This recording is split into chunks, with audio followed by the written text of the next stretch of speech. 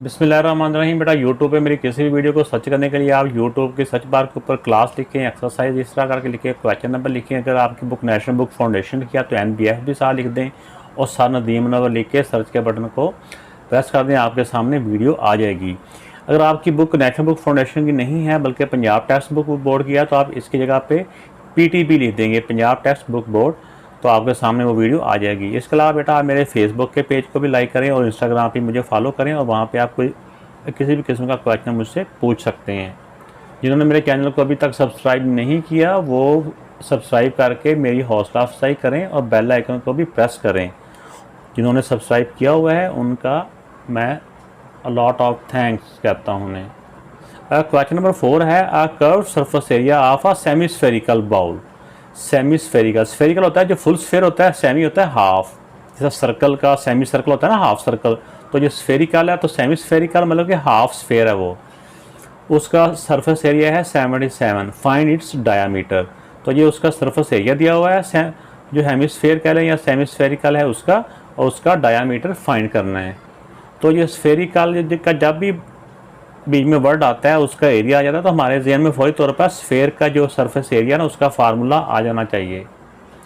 तो ये बेटा spherical surface area 77 metre square है, उसका डायामीटर फाइंड करना है। तो सरफेस एरिया ऑफ तो सेमी स्फेरिकल। तो पहले हमने यहाँ पे वैसे तो डायरेक्ट भी जो स्फेरिकल का एरिया का जो फार्मूला हमें पता है, लेकिन क्योंकि अब मैं बच्चों को ईजी वे में इसलिए बताना चाह रहा हूँ कि हमने जब एक ही स्फेयर के एरिया का एक ही फार्मूला बताया हुआ था, आप उसी फार्मूले को लिखें पहले। फिर क्योंकि ये सेमी है, हाफ है, इसको हाफ कर देना है।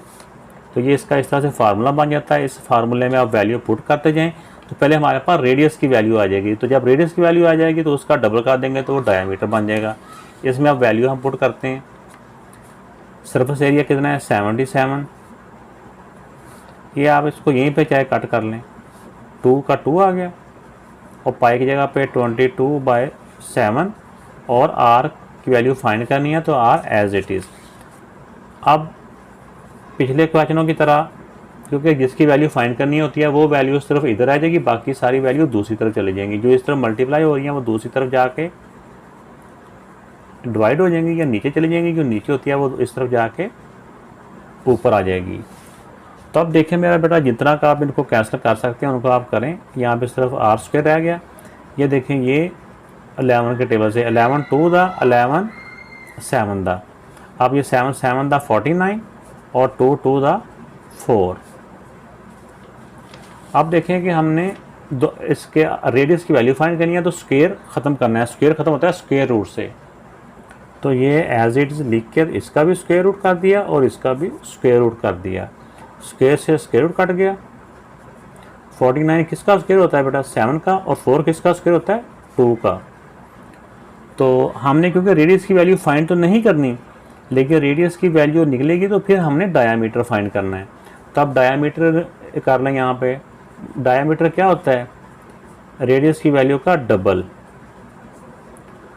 तो ये रेडियस की वैल्यू से 7/2, इसका डबल किया तो 2 से 2 कट गया 7 मीटर बेटा डायामीटर का आंसर आ गया। अगर आप कट करके 3.5 भी करते, 3.5 का भी डबल करने से 7 ही आना था। जैसे मर्जी आप कर लें।